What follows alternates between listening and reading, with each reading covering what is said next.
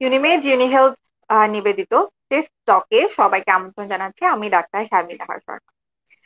দর্শক, করোনায় আক্রান্তের হার কিংবা করোনায় আক্রান্ত হয়ে মৃত্যুবরণের যে হার, সেটি কিছুটা কমে এলেও একেবারে কিন্তু থেমে গেছে। করোনায় আক্রান্ত যারা হচ্ছেন তাদের একটা বড় অংশের মানুষ সুস্থ হয়ে যাচ্ছেন পুরোপুরি, কিন্তু তারপরও কিছু মানুষ কিন্তু আক্রান্ত হয়ে থেকে যাচ্ছেন নানা রকম করোনা পরবর্তী জটিলতায়। করোনা পরবর্তী ফুসফুস জটিলতা গুলো কি কি এবং তা থেকে পরিত্রাণের উপায় সম্পর্কে আজকে আমরা আলোচনা করব। দর্শক, আজকে আমাদের আলোচনার বিষয়বস্তু করোনা পরবর্তী ফুসফুস জটিলতা, এবং এই গুরুত্বপূর্ণ আলোচনায় আমার সাথে এখন যুক্ত হবেন আমাদের আজকের guest expert doctor Zakaria Mahmud, সহকারী অধ্যাপক, চেস্ট মেডিসিন বিভাগ, সিলেট ওসমানী মেডিকেল কলেজ আসসালামু অ্যান্ড আলাইকুম। হাসপাতাল। ওয়ালাইকুম আসসালাম স্যার। আপনাকে অসংখ্য ধন্যবাদ আমাদের সাথে যুক্ত হয়েছেন এবং আপনার প্রতি অশেষ কৃতজ্ঞতা স্যার। আপনার মূল্যবান সময় থেকে আমাদেরকে সময় দিচ্ছেন এবং আপনাকে স্বাগত জানাচ্ছি আমাদের অনুষ্ঠানে। আপনাকেও অনেক ধন্যবাদ আমার পক্ষ থেকে। ধন্যবাদ স্যার। স্যার, আমরা দেখতে পাচ্ছি আমাদের দেশে করোনা সংক্রমণের হার কিছুটা কমে গেলেও কিন্তু স্যার আমরা এখনো পুরোপুরি করোনার সংক্রমণকে এখনো হয়তো স্যার নিয়ন্ত্রণে আনতে পারিনি, কিন্তু খুব তাড়াতাড়ি আমরা হয়তো নিয়ন্ত্রণে নিয়ে আসবো। কিন্তু স্যার যেটা একটি উদ্বেগজনক একটি বিষয় স্যার, এখন বর্তমানে দেখা যাচ্ছে সেটি হচ্ছে যে করোনায় যারা আক্রান্ত হচ্ছেন তার একটা বড় অংশ সুস্থ হয়ে গেলেও 10 থেকে 35% মানুষ কিন্তু স্যার নানা রকম করোনা পরবর্তী জটিলতায় ভুগছেন। এবং এই স্যার জটিলতায় যারা ভুগছেন তাদের মধ্যে স্যার বেশিরভাগ ক্ষেত্রে দেখা যায় স্যার 85% মানুষের ক্ষেত্রে দেখা যায় যে তারা একটা বড় অংশ স্যার তারা হসপিটাল স্টে করেছে, তাদের হসপিটালে ভর্তি হওয়া লেগেছিল করোনা আক্রান্ত মধ্যবর্তীকালীন সময়। তো স্যার এই যে আপনার অভিজ্ঞতার প্রেক্ষিতে একটু জানতে চাচ্ছি যে করোনায় যারা আক্রান্ত হচ্ছেন এবং পরবর্তীতে নানা রকম জটিলতার শিকার হচ্ছেন, তা তাদের আসলে কি কি জটিলতা গুলো হচ্ছে যদি আমাদের একটু বলতেন। ধন্যবাদ ডাক্তার স্বর্ণা আপনাকে, এবং রাষ্ট্রপতিকেও ধন্যবাদ যে আজকের এই অনুষ্ঠানে আমাকে অতিথি করে আনার জন্য। আমি একজন কোভিড যোদ্ধা হিসেবে বলছি। সাধারণত আমরা আহ, সরকারি হসপিটালেও কোভিড রোগী দেখে থাকি, এবং বিভিন্ন প্রাইভেট হসপিটালেও অনেক কোভিড রোগীর সংস্পর্শে আমি এসেছি। এবং এসব দেখে আমার যেটা মনে হয়েছে যে করোনা অবশ্যই একটি প্রাণঘাতী রোগ। আমরা জানি যে বিশেষ করে আমাদের যারা ভ্যাকসিন গ্রহণ করেনি, যাদের বিভিন্ন ধরনের কোমরবিডিটি, বিশেষ করে ডায়াবেটিস, যাদের হৃদরোগ, যাদের ক্যান্সার, এবং যারা বয়োজ্যেষ্ঠ, এইসব মানুষ কিন্তু করোনা দিয়ে আক্রান্ত হচ্ছে সবচেয়ে বেশি। এবং দেখা যাচ্ছে যেসব মানুষের ফুসফুসের 50% বা তার বেশি ফুসফুস আক্রান্ত হয়ে যাচ্ছে করোনা ভাইরাসের মাধ্যমে, যে নিউমোনিয়া হচ্ছে, এই নিউমোনিয়ায়, এবং এর কারণে কিন্তু আমাদের এই রোগীগুলোকে হসপিটালে ভর্তি করতে হচ্ছে। তাদের এক ধরনের হাইপোক্সিয়া হচ্ছে, তাদের অক্সিজেন কমে যাচ্ছে। অক্সিজেন কমে যাওয়ার কারণে এবং বিভিন্ন ধরনের রক্তনালীতে প্রদাহের কারণে তাদেরকে হাসপাতালে ভর্তি করে আমরা অক্সিজেন দিচ্ছি, এবং রক্ত তরল করার ওষুধ দিচ্ছি, এবং স্টেরয়েড জাতীয় ওষুধ দিচ্ছি, এবং অন্যান্য যেসব সাপোর্ট লাগছে সেসব ওষুধ আমরা দিচ্ছি। এবং এভাবে কিন্তু আমরা তাদের চিকিৎসা করছি। যেসব পেশেন্টকে আমরা তাড়াতাড়ি চিকিৎসার আওতায় নিয়ে আসতে পারছি, ইভেন অনেক সময় আপনি জানেন যে ভাইরাস লোড কমানোর জন্য আমরা ইনজেকশন রেমডেসিভির ইউজ করছি। এসব করার পরেও অনেক পেশেন্ট যাদের করোনার হার অনেক বেশি, সেই সব পেশেন্ট কিন্তু ভালো হওয়ার পরেও এক ধরনের জটিলতায় ভুগছে। এদের ভিতরে ফাইব্রোসিস হলো একটা অন্যতম বড় জটিলতা। এইসব পেশেন্ট দেখা যাচ্ছে যে তাদের দুর্বল হয়ে যাচ্ছে, তাদের কাশি হচ্ছে, শ্বাসকষ্ট হচ্ছে, এবং তারা যখন কোনো কাজ করছে তখন তাদের এই সমস্যাগুলি বেশি হচ্ছে। তো এসব ক্ষেত্রে আমরা বিভিন্ন ধরনের ওষুধ ব্যবহার করে থাকি। তবে এসব জটিলতা আসলে খুবই কঠিন একটা ব্যাপার। আহ, এটার জন্য আমরা বিভিন্নভাবে চেষ্টা চালিয়ে যাচ্ছি। ধন্যবাদ। ধন্যবাদ স্যার। স্যার আমি একটু দর্শকদের উদ্দেশ্যে বলতে চাই, দর্শক আলোচনা চলছে করোনা পরবর্তী ফুসফুস জটিলতা নিয়ে। আপনাদের যাবতীয় প্রশ্ন আমাদের কমেন্ট সেকশনে করতে পারেন। আপনাদের সমস্যার কথা, নাম, বয়স বিস্তারিত উল্লেখ করে আমাদের কমেন্ট সেকশনে প্রশ্নগুলো করলে আমরা চেষ্টা করব আপনাদের সমস্যার সমাধান দিতে। আপনারা আজকে যে লাইভটি দেখতে পাচ্ছেন সেটি ইউনিমেড ইউনিক হেলথ নিবেদিত এবং পাওয়ার্ড বাই পালফাইব্রো নিফেব। এবং আমাদেরকে সরাসরি দেখতে পাচ্ছেন রাজ টিভির ফেসবুক পেজে লাইভে। এই লাইভটি পরবর্তীতেও পেজে সংরক্ষিত থাকবে এবং এছাড়াও আমাদের ইউটিউব চ্যানেল রয়েছে যার লিংক আপনারা আমাদের পেজেই পাবেন। সেই ইউটিউব চ্যানেলেও আপনারা পরবর্তীতে চাইলে আমাদের ভিডিওটি দেখতে পারবেন। ফিরে আসছি আলোচনায়। Doctor Zakaria Mahmud sir, sir আমরা আহ, দেখতে পাচ্ছি যে অনেকেই করোনার পরবর্তী সময় স্যার ফুসফুস জটিলতা নিয়ে আক্রান্ত হচ্ছেন, এবং আপনি একটু আগে আলোচনার প্রেক্ষিতে বলছিলেন যে তাদের শ্বাসকষ্ট হচ্ছে স্যার, দুর্বল লাগছে, এরকম নানা রকম উপসর্গ দেখা দিচ্ছে। তো স্যার আপনার অভিজ্ঞতার প্রেক্ষিতে একটু জানতে চাই যে কারা এই সমস্যাগুলোতে বেশি আক্রান্ত হচ্ছেন।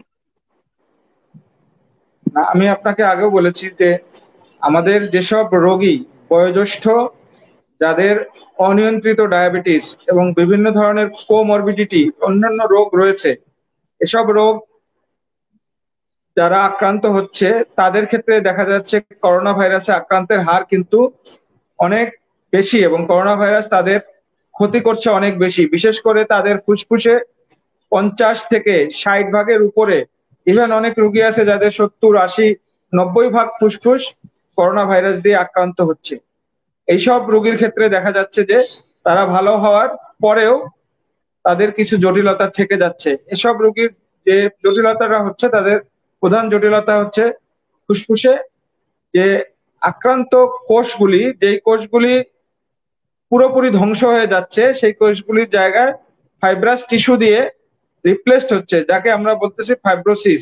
এটির হার আবার কিছু কিছু টিস্যু যেগুলি পুরোপুরি আক্রান্ত না, সেগুলি আস্তে আস্তে কিন্তু রিজলভ করে যাচ্ছে। এই একটা অংশ 2-3 মাস পরে কিন্তু ফাইব্রোসিস হয়ে যাচ্ছে, এবং এগুলি কিন্তু একটা দীর্ঘমেয়াদী শ্বাসকষ্টের কারণ হয়ে দাঁড়াতে পারে। যদিও আমাদের কাছে খুব পর্যাপ্ত পরিমাণ ডাটা নেই, যেহেতু আপনি জানেন যে এটি একটি মহামারী এবং নতুন একটি রোগ। এই রোগ সম্পর্কে আসলে আমাদের কিন্তু খুব বেশি অ্যানালাইসিস করা সম্ভব হয়নি।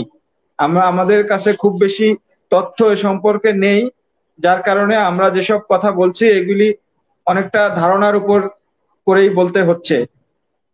তো এই ধরনের ফুসফুস সংক্রান্ত জটিলতা আমরা অনেক সময় যদি আর্লি চিকিৎসা করতে পারি, বা এইসব রোগীকে যদি আর্লি চিকিৎসার আন্ডারে নিয়ে আসতে পারি, অনেক সময় অ্যান্টিফাইব্রোটিক কিছু ড্রাগ আছে, কিছু হেল্প করতে পারে। পুরোপুরি ভালো হয়ে যাবে এমন আশা করা আসলে ঠিক না, কারণ এগুলি আপনি জানেন যে এটি করোনা ভাইরাস দিয়ে যেই টিস্যুটা, যে বা যে সেলটা পুরোপুরি ধ্বংস হয়ে যাচ্ছে, সেটি কিন্তু ফাইব্রোসিস কেউ ঠেকাতে পারবে না। এটা ফাইব্রোসিস আলটিমেটলি হয়ে যাবে। যেই সেলগুলি পুরোপুরি ডিস্ট্রয় হচ্ছে না, সেই সেলগুলিকে আমরা হয়তো বিভিন্ন ধরনের মেডিসিন, যেগুলি স্টেরয়েড, অ্যান্টিফাইব্রোটিক, অ্যান্টিবায়োটিক, এগুলি বিভিন্ন ধরনের আহ, ওষুধ ব্যবহার করে আমরা হয়তো কিছুটা কমিয়ে আনতে পারি। ধন্যবাদ স্যার। সুতরাং আমরা বুঝতে পারছি যে চিকিৎসা ক্ষেত্রে কিছু ভালো সিদ্ধান্তের কারণে আসলে এই ফুসফুসের যে করোনা পরবর্তী জটিলতাগুলো আছে এগুলো থেকে কিন্তু অনেকাংশে রেহাই পাওয়া সম্ভব, কিংবা তার জটিলতাগুলো কমিয়ে আনা সম্ভব। স্যার এই যে যারা করোনা পরবর্তী সময় ফাইব্রোসিসে আক্রান্ত হচ্ছেন, তাদের ক্ষেত্রে এই ফাইব্রোসিসটা পারসিস্ট করার হারটা কেমন স্যার? এদিকে আজীবন রয়ে যাবে, না এটি স্যার ছেড়ে যাবার একটা সম্ভাবনা থেকে যায়? না, এটা আমি আপনাকে বলেছি যে এই রোগটা একদম নতুন একটি রোগ। এই রোগ সম্পর্কে আমাদের খুব বেশি কিছু জানা নেই। আমরা এগুলি ধীরে ধীরে শিখছি, দেখছি। আমরা এর আগে যক্ষা রোগের ক্ষেত্রে দেখেছি যে তো সেই ফাইব্রোসিস গুলো কিন্তু রয়ে গেছে, কিন্তু করোনার ক্ষেত্রে যেহেতু এটা আমাদের খুব পরিচিত কোনো রোগ না, বা একটা সময় না গেলে হয়তো আমরা আরো 8-10 বছর পরে বলতে পারবো যে আসলে আজকে 2020 সালে, 2019 সালে যাদের করোনা হয়েছিল, যাদের করোনা ইনফেকশন 50 ভাগের উপরে হয়েছিল, যাদের 60 ভাগের উপরে হয়েছিল, 70 ভাগের উপরে হয়েছিল, তাদের কি আসলেই ফাইব্রোসিসটা সারা জীবন বয়ে বেড়াতে হবে কি হবে না, এটা আসলে সময় না গেলে আমরা পুরোপুরি বলতে পারবো না। তবে যেই সেলগুলি করোনা ভাইরাসের আক্রান্তের মাধ্যমে পুরোপুরি ডিস্ট্রাকশন হয়ে যাচ্ছে, সেই সেলগুলির জায়গায় হয়তো কিছু ফাইব্রোসিস হওয়ার সম্ভাবনা আছে। ধন্যবাদ স্যার। আর স্যার, যারা করোনাতে আক্রান্ত হয়েছেন এবং সুস্থ হয়েছেন এবং পরবর্তীতে তারা আপনাদের কাছে আসছেন নানা রকম ফুসফুস সংক্রান্ত জটিলতা নিয়ে, তো তাদের ক্ষেত্রে তাদের রোগের ধরনটা বোঝার জন্য স্যার কি কি পরীক্ষা নিরীক্ষা দিয়ে থাকেন, কিংবা স্যার হিস্ট্রিতে আসলে কি নিয়ে থাকেন, যদি আমাদের একটু বলতেন। আপনি জানেন যে আমরা করোনা ভাইরাস নির্ণয়ের ক্ষেত্রে যা সাধারণত সবচেয়ে বেশি যে টেস্টটা ইউজ করি সেটা হলো আরটিপিসিআর ফর করোনা ভাইরাস। তো এই আরটিপিসিআর সবসময় অ্যাভেলেবেল নাও হতে পারে। অনেক ক্ষেত্রে যাদের শ্বাসকষ্ট হয়ে যায় সেক্ষেত্রে আমরা high resolution CT scan of chest পরীক্ষা যদি করি, সেক্ষেত্রে আমরা কিন্তু সেখানে গ্রাউন্ড গ্লাস ওপাসিটি পাবো। গ্রাউন্ড গ্লাস ওপাসিটিটা আমাদেরকে নির্দেশনা দেবে যে এটি করোনা ভাইরাস দিয়ে আক্রান্ত হওয়ার ক্ষেত্রে সবচেয়ে বেশি হচ্ছে। এবং আমরা আরো কিছু পরীক্ষা করি যেগুলি আপনার করোনা ভাইরাস আক্রান্তের ক্ষেত্রে আমরা সিরাম ফেরিটিন করি, আমরা সিবিসি করি, আমরা সিআরপি করি। এক্ষেত্রে কিন্তু সিআরপিটা বেড়ে যাবে যখন করোনা ভাইরাস ইনফেকশন প্রথম হবে। পরবর্তীতে ফাইব্রোসিস বোঝার জন্য আসলে শুধুমাত্র আমরা এইচআরসিটি চেস্ট, যেটা হাই রেজলিউশন সিটি স্ক্যান, এটাই আমরা করি। এবং পেশেন্টের অবস্থা বুঝে আমরা বুঝতে পারি যে যেসব রোগী অনেক দুর্বল হয়ে যায়, ফ্যাটিক হয়ে যায়, ক্লান্ত হয়ে যায়, তাদের ক্ষেত্রে আসলে ফাইব্রোসিসটা বেশি থাকে। অসংখ্য ধন্যবাদ স্যার। আর স্যার, আমি দেখতে পাচ্ছি যে আমাদের সাথে অনেক দর্শক যুক্ত আছেন, অনেকে কমেন্টও করেছেন। স্যার, আমাদের কে দেখছেন সামাদ চৌধুরী আশা, আমাদেরকে দেখছেন বাবু কাজী নুরুল আক্তার। তিনি লিখেছেন যে তিনি করোনা পরবর্তী নানা সমস্যায় ভুগছেন। তিনি স্যার আপনাকে ধন্যবাদ জানিয়েছেন, কিন্তু স্যার তিনি আসলে স্পেসিফিক্যালি বলেননি তিনি কি সমস্যায় ভুগছেন। আহ স্যার, পরবর্তীতে তিনি লিখেছেন যে আমি যশোর থেকে বাজু বলছি, 45, দুর্বল লাগছে, শরীরে শক্তি পাচ্ছি না, মাঝে মাঝে পাতলা পায়খানা থাকছে, আমি কোন জাতীয় চিকিৎসক দেখাবো? ডায়াবেটিস আছে, হার্টের সমস্যাও আছে, বিপিপি ভি, এপিলি ম্যানুওভার আছে। স্যার, তিনি পরামর্শ জানতে চেয়েছেন যে তিনি কোন ধরনের ডাক্তারকে তিনি কনসাল্ট করবেন। আচ্ছা, যদি একজন ডায়াবেটিস পেশেন্ট, হৃদরোগ রোগী, তারা যদি করোনা পরবর্তী সমস্যায় ভুগে, আমার মনে হয় ডায়াবেটিসের জন্য একজন এন্ডোক্রাইনোলজিস্ট দেখাতে পারেন, এবং হৃদরোগের জন্য একজন কার্ডিওলজিস্ট দেখাতে পারেন, এবং সর্বোপরি একজন রেসপিরেটরি মেডিসিন স্পেশালিস্ট দেখাতে পারেন তার করোনা পরবর্তী ফুসফুস জটিলতার কারণে।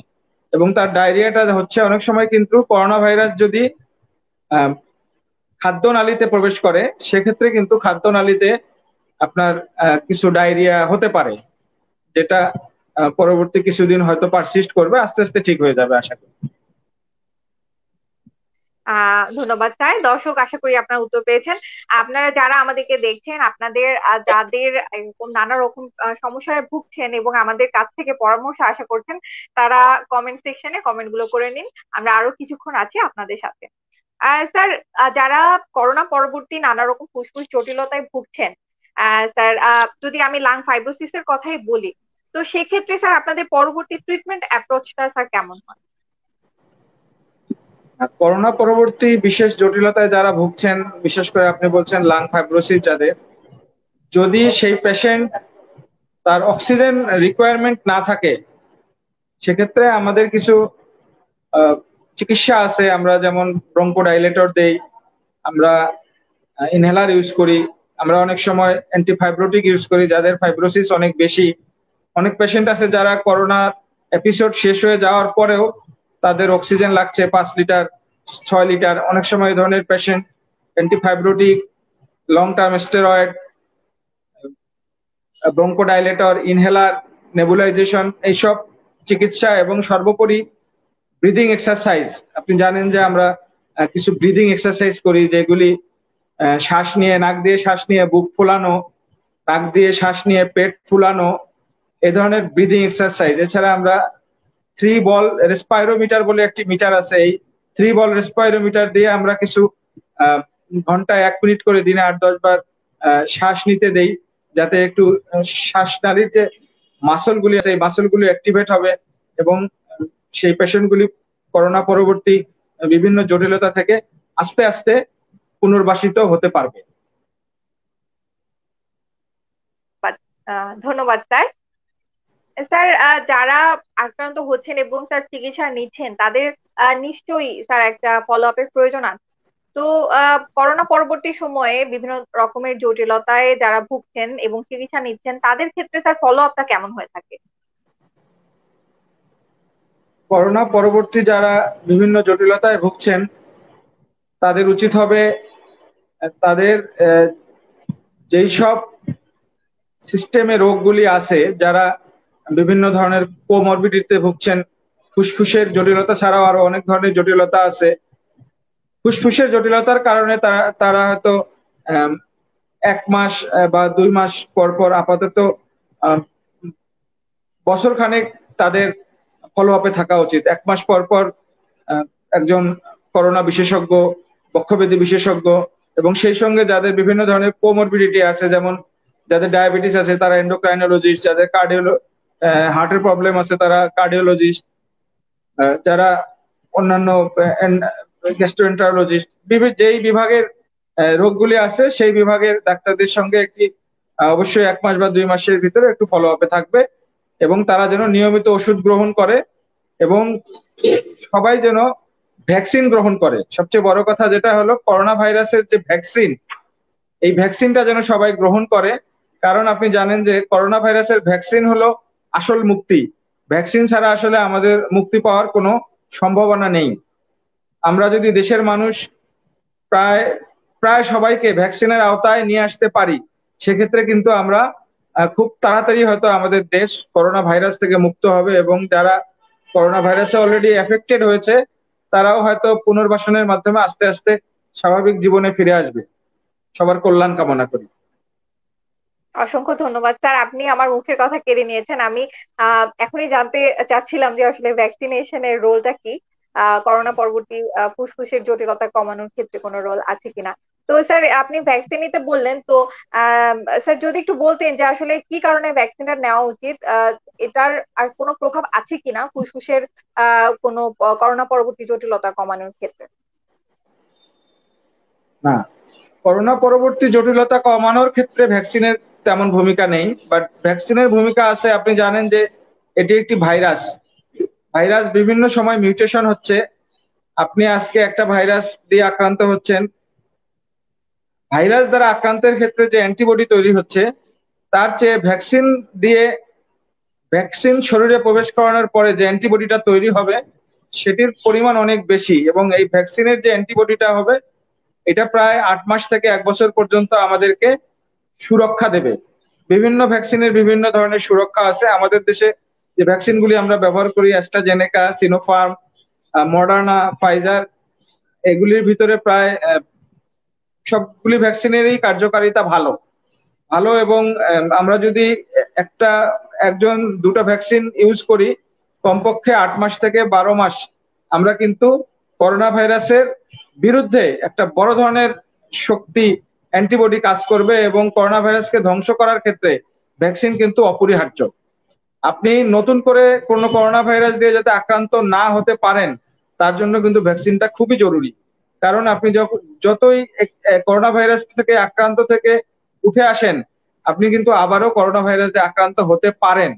যেহেতু আমাদের বয়স্কদের অনেকেরই ডায়াবেটিস আছে, বিভিন্ন ধরনের রোগ আছে যেগুলি কিন্তু রোগ প্রতিরোধ ক্ষমতা কমিয়ে দিচ্ছে।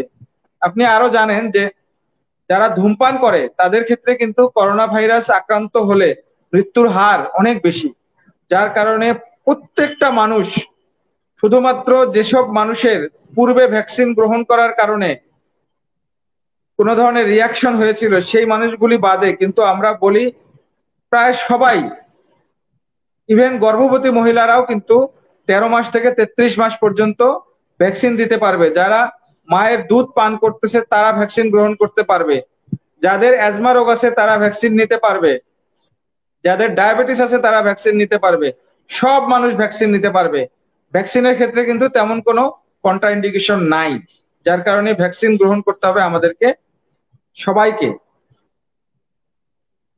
স্যার চমৎকার একটি পরামর্শ দিলেন, এবং স্যার আপনার মাধ্যমে আসলে আমি আমার যারা দর্শক আছেন এই মুহূর্তে দেখছেন এবং পরবর্তীতেও দেখবেন তাদেরকে জানাতে চাই যে ভ্যাকসিনেশনের কোনো বিকল্প নেই। যারা যখন যেভাবে সুযোগ পাবেন ভ্যাকসিনেশনের আওতায় আসবেন, কারণ করোনার সাথে যে যুদ্ধ, আমাদের এই যুদ্ধে জয়ী হওয়ার কিন্তু সবচেয়ে বড় হাতিয়ার কিন্তু ভ্যাকসিনেশন।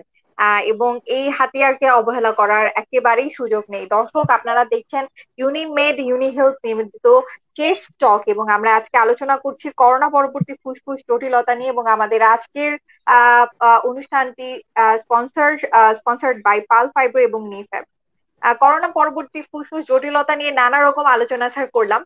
স্যার এবারে একটু যদি করোনা পরবর্তী ফুসফুস জটিলতাকে প্রতিরোধ করার জন্য স্যার যেটি আগে প্রয়োজন সেটি হচ্ছে করোনাকে প্রতিরোধ করার।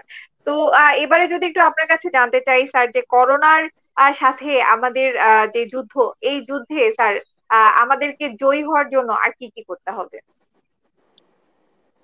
আপনি জানেন যে করোনা একটি ভাইরাস জনিত রোগ। এই রোগটি আমাদেরকে, রোগ থেকে বাঁচতে গেলে আমাদের যেটা করতে হবে, মাস্ক ইউজ করতে হবে, যাতে এই ভাইরাসগুলি আমাদের দেহে প্রবেশ করছে নাক দিয়ে এবং মুখ দিয়ে। প্রথমে নাকে, মুখে, ফ্যারিংসে গিয়ে এরা কিছুদিন থাকছে, পরবর্তীতে এরা মেইনলি ফুসফুসে আক্রান্ত করছে। যার কারণে কিন্তু আমাদের করোনা ভাইরাস থেকে নিজেদেরকে রক্ষা করতে হলে এবং জাতিকে রক্ষা করতে গেলে, মানুষকে রক্ষা করতে গেলে অবশ্যই আমাদের যেটা করতে হবে, আমাদেরকে মাস্ক ইউজ করতে হবে। প্রত্যেককে ভ্যাকসিন দেওয়ার পরেও কিন্তু আমাদেরকে মাস্ক ইউজ করতে হবে দীর্ঘদিন, যতদিন পর্যন্ত করোনা ভাইরাস ইরাডিকেট হয়ে না যাবে আমাদের এই পৃথিবী থেকে। এরপরে আমরা যেটা করতে পারি সেটা হলো, আমরা হাত ধুতে পারি। আমরা ঘন ঘন বিভিন্ন ধরনের স্যানিটাইজার দিয়ে এবং সাবান পানি দিয়ে একটু পর পর হাত ধুয়ে আমাদের হাতটাকে ডিকন্টামিনেট করতে পারি, যাতে আমাদের হাতের মাধ্যমে আমাদের দেহের ভিতরে যেন জীবাণুটা প্রবেশ করতে না পারে, বা অন্যান্য যারা মানুষ আছে তাদেরও যেন এই করোনা ভাইরাসটা তাদের দেহে প্রবেশ করতে না পারে। তাহলে আমরা মাস্ক ইউজ করতে পারি। আমরা সাবান স্যানিটাইজার ইউজ করে আমরা পরিষ্কার পরিচ্ছন্নতা রক্ষা করতে পারি। আমরা যদি কেউ আক্রান্ত হয়ে যায় তাহলে তাকে আইসোলেশনে রাখার ব্যবস্থা করতে পারি। যদি কেউ আক্রান্ত হয়ে যায় তাকে আমরা চিকিৎসার জন্য ব্যবস্থা করতে পারি। আমরা বিভিন্ন ধরনের রোগ প্রতিরোধ ক্ষমতা বৃদ্ধির জন্য যে খাবারগুলি আছে এই খাবারগুলি ব্যবহার করতে পারি।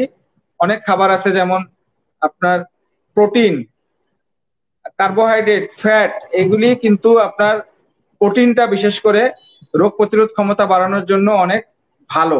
বিভিন্ন ধরনের ফল, সবজি, সবুজ সবজি, এইগুলি আমাদের ইমিউনিটি বাড়াচ্ছে।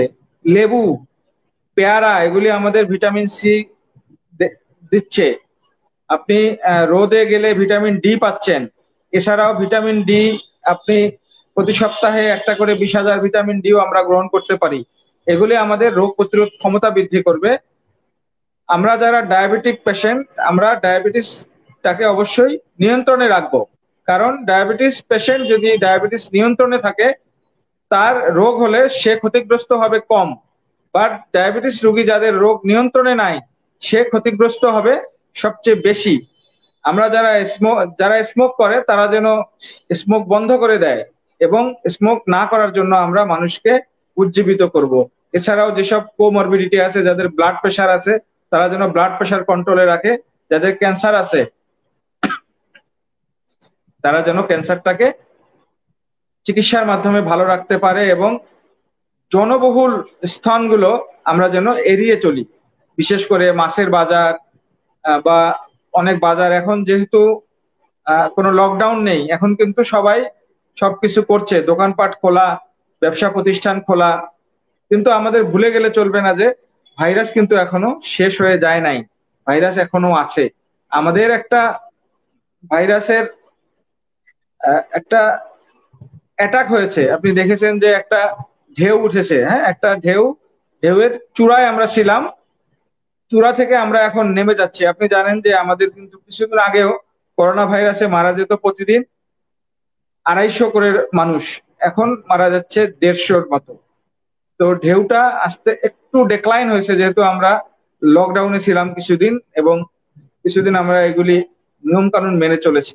কিন্তু আমাদেরকে এটা মনে করলে চলবে না যে করোনা ভাইরাস একদম চলে গিয়েছে। আমরা যদি স্বাস্থ্যবিধি না মেনে চলি, আমরা যদি মাস্ক ইউজ না করি, আমরা যদি স্যানিটাইজার ইউজ না করি, আমরা যদি ভ্যাকসিন গ্রহণ না করি, তাহলে কিন্তু খুব তাড়াতাড়ি আবার আরেকটা ঢেউ আমাদের সামনে চলে আসবে। এবং আপনি জানেন যে ডেল্টা ভাইরাসের কিন্তু সংক্রমণ করার হার অনেক বেশি। ইভেন মনে করা হয় যে এটি বাতাসের মাধ্যমেও ছড়ায়, যার কারণে কিন্তু ডেল্টা ভাইরাসে আমাদের অনেক সিনিয়র মানুষ, অনেক সিনিয়র নাগরিক কিন্তু মৃত্যুবরণ করেছেন। গ্রামে গঞ্জে আমরা বিভিন্ন সময় দেখছি যে এই ভাইরাসে আমরা ক্ষতিগ্রস্ত হয়েছে অনেক বেশি। যার কারণে আমাদের ডেল্টা ভাইরাসকে আটকাতে গেলে অবশ্যই স্বাস্থ্যবিধি মেনে চলতে হবে। চমৎকার স্যার, অনেকগুলো খুব ভালো পরামর্শ দিয়েছেন। এবং আমি জানি যে দর্শক যারা শুনছিলেন তারা অনেক কিছু গুরুত্বপূর্ণ দিক নির্দেশনা পেলেন যে করোনা যুদ্ধে জয়ী হওয়ার জন্য আমাদের কি করতে হবে, করোনা থেকে বাঁচার জন্য কি করতে হবে। তার আসলে করোনা থেকে বাঁচতে পারলেই কিন্তু আমরা করোনা পরবর্তী যে কোনো ধরনের জটিলতা, বিশেষ করে ফুসফুস সংক্রান্ত জটিলতা থেকে কিন্তু আমরা রেহাই পাবো। এবং এই জটিলতাগুলো নিয়ে কিন্তু আমাদের আজীবন বয়ে বেড়াতে হবে না, আমরা একটা সুস্থ জীবন স্যার লিড করতে পারবো।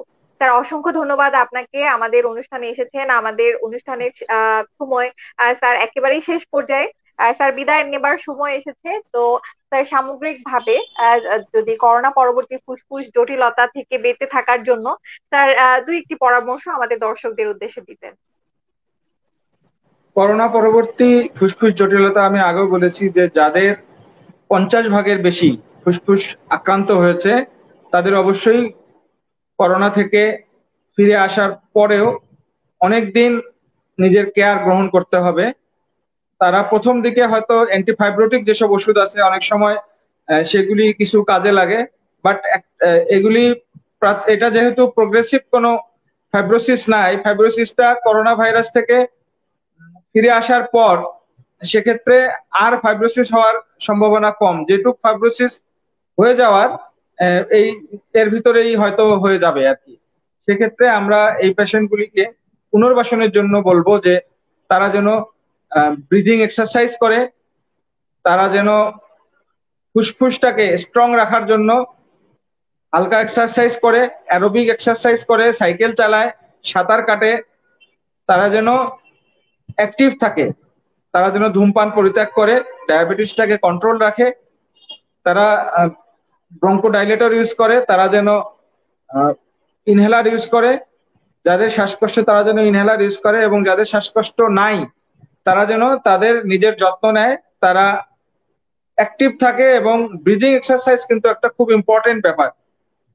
যারা করোনা পরবর্তী জটিলতায় ভুগবে তারা যেন অবশ্যই ব্রিদিং এক্সারসাইজ এবং 3 বল রেসপিরোমিটার দিয়ে তারা যেন শ্বাস প্রশ্বাস গ্রহণ করে। এবং আমরা জানি যে করোনার যখন আক্রান্ত হয় অনেক বেশি, সেই সময় আমরা করোনা মধ্যবর্তী সময় অনেক সময় অ্যান্টিফাইব্রোটিক এবং করোনার শেষ হওয়ার পর কিছুদিন অ্যান্টিফাইব্রোটিক ওষুধ দিলে আমরা কিছু উন্নতি অনেক সময় লক্ষ্য করা যায়, বাট এটা ঢালাও ভাবে আসলে প্রমাণিত না। যার কারণে আমি বলবো না কখনোই যে ঢালাও ভাবে, এটা ম্যান টু ম্যান যাদের ক্ষেত্রে রেসপন্স করবে তাদের ক্ষেত্রে এটা অনেক সময় ভালো কাজ করে।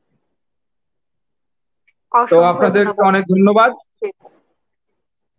রাজ টিভিকেও অসংখ্য ধন্যবাদ, এবং সুন্দরভাবে আজকের অনুষ্ঠান উপস্থাপনা করার জন্য আপনাকে অনেক ধন্যবাদ। আর অনুষ্ঠানকে পৃষ্ঠপোষকতা করার জন্য ইউনিমেড ইউনিহেলথকেও ধন্যবাদ। সবাইকে আমার পক্ষ থেকে ধন্যবাদ জানাচ্ছি। সবাই ভালো থাকবেন, স্বাস্থ্যবিধি মেনে চলবেন, মাস্ক ব্যবহার করবেন, এবং অবশ্যই সবাই ভ্যাকসিন দেবেন। অসংখ্য ধন্যবাদ ডাক্তার জাকারিয়া মাহমুদ স্যার। চমৎকার আলোচনা হলো স্যার আপনার সাথে, এবং অনেক দিক নির্দেশনা আমরা পেলাম, অনেক গুরুত্বপূর্ণ কিছু তথ্য আমরা পেলাম। স্যার আপনাকে আবারও ধন্যবাদ জানাই। এবং আমরা আসলে সত্যি ভাগ্যবান, আপনাকে আমরা পেয়েছি স্যার এই গুরুত্বপূর্ণ আলোচনায়। এবং আপনার সার্বিক সাফল্য, দীর্ঘায়ু এবং সুস্বাস্থ্য কামনা করছি। এবং দর্শক যারা এতক্ষণ ছিলেন আমাদের সাথে, তাদেরকে অসংখ্য ধন্যবাদ। আপনারা আমাদের এই বার্তাগুলো বেশি বেশি মানুষের কাছে পৌঁছে দেন, আমাদের লাইফ বেশি বেশি শেয়ার করে দিয়েন। সকলে ভালো থাকুন এবং সুস্থ থাকুন এই কামনা করে আমাদের আজকের অনুষ্ঠান এখানেই শেষ করছি। আল্লাহ হাফেজ। You are watching Raj TV, জাগরণে বাংলাদেশ।